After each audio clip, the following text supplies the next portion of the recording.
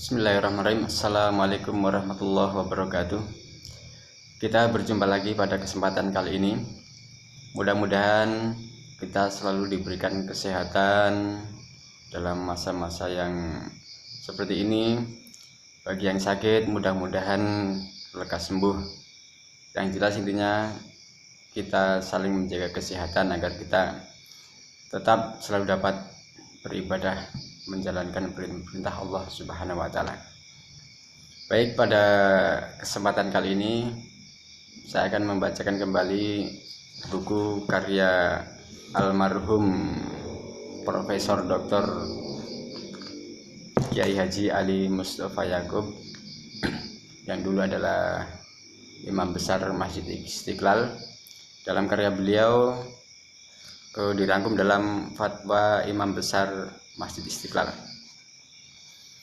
Pada kesempatan kali ini saya akan bacakan ini ada pertanyaan yang menarik seputar Idul Adha. Ini ada seseorang yang bertanya kepada beliau. Ini saya bacakan saja. Assalamualaikum warahmatullahi wabarakatuh. Pak Yai yang terhormat, saya mendengar cerita Nabi Ismail dan ayahnya Ibrahim tentang kerelaan berkurban. Saya jadi tidak mengerti mengapa Islam mengajarkan sesuatu yang teramat berat untuk dilakukan.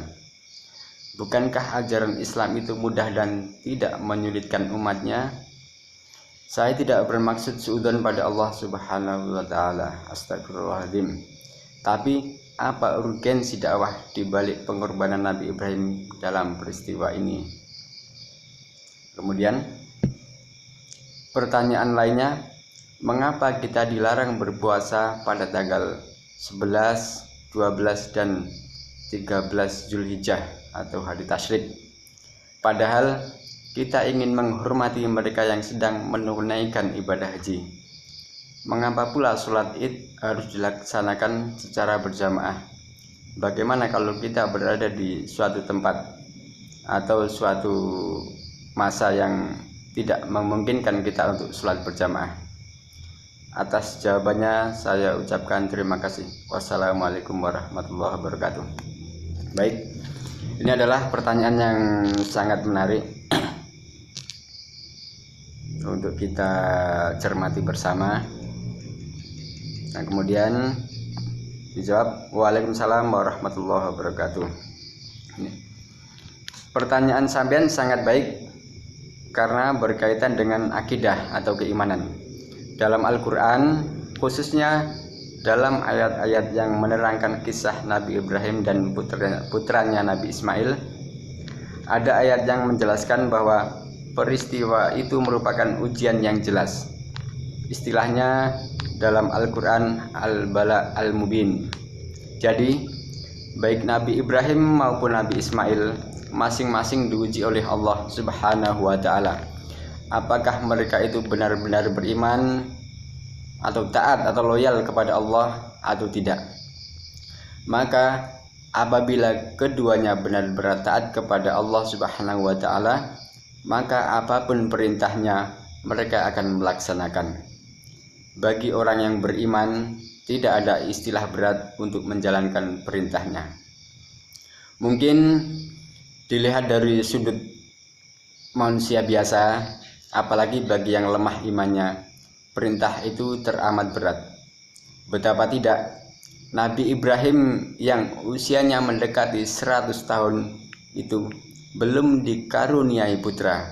Begitu beliau dikarunia putra, ketika putra itu sedang beranjak remaja, Nabi Ibrahim diperintah Allah untuk menyembelihnya. Tapi bagi Nabi Ibrahim dan putranya Nabi Ismail, karena perintah itu datangnya dari Allah, maka dengan sabar perintah itu dikerjakan. Dan ternyata Nabi Ismail tidak terbunuh karena ia diganti dengan domba oleh Allah Subhanahu wa ta'ala. Nabi Ibrahim dan putranya Nabi Ismail lulus menjalani ujian. Apabila Nabi Ibrahim dan Nabi Ismail saja masih diuji loyalitasnya kepada Allah Subhanahu wa taala, maka orang-orang yang tingkatannya berada jauh di bawah derajat kenabian seperti sampeyan dan saya tentu lebih pantas diuji oleh Allah Subhanahu wa taala. Apakah kita taat kepadanya atau tidak? Apalagi di antara kita ini banyak yang mengaku beriman dan bertakwa, tapi ketika diuji olehnya dengan musibah atau kenikmatan, banyak yang imannya memble. Pada hari raya Idul Adha dan 3 hari sesudahnya, atau yang kita kenal dengan hari Tasyrik, kita memang dilarang untuk berpuasa. Pada hari-hari itu kita disunahkan untuk menyembelih kurban. Maka sangatlah wajar bila kita dilarang untuk berpuasa, agar kita bisa menikmati daging-daging kurban itu. Hari-hari itu disebut dengan hari Nahar dan hari Tasyrik. Tanggal 10 disebut hari Nahar, artinya leher, karena banyak leher hewan yang dipotong pada hari itu, maka dinamakan hari Nahar, hari leher. Penjelasan tadi, pada hari itu banyak leher-leher hewan yang dipotong, dikurbankan. Kemudian setelahnya tanggal 11, 12, 13 disebut hari Tasyrik. Tasyrik artinya mengarahkan ke timur atau menjemur, karena daging-daging kurban yang tidak termakan dijemur untuk dijadikan dendeng. Jadi untuk menghormati orang-orang yang sedang beribadah haji itu tidak harus berpuasa, karena Nabi Muhammad tidak mengajarkannya. Kemudian dalam kitab-kitab fikih, antara lain kitab Fathul Qorib Al-Mujib karya Syekh Ibnu Al-Qasim Al-Ghazi, dijelaskan bahwa sholat Id itu dapat dilakukan baik dengan berjamaah maupun sendirian. Hanya kalau dilaksanakan sendirian tidak memakai khutbah. Nah, begitu. Jadi sholat Id boleh dilaksanakan secara berjamaah dan boleh dilaksanakan secara sendiri. Tetapi kalau dilaksanakan secara sendirian tidak memakai khutbah. Nah, itu bedanya. Jadinya kita pada masa-masa yang susah seperti ini, dalam keadaan pandemi seperti ini, ketika kita disuruh untuk himbauan dari pemerintah sholat berjamaah di rumah masing-masing, tidak apa-apa ketika kita bisa sholat Id sendiri, tetapi dengan tanpa khutbah. Demikian pada pertemuan kali ini kita akan membahas atau membacakan pertanyaan-pertanyaan yang lain pada kesempatan berikutnya.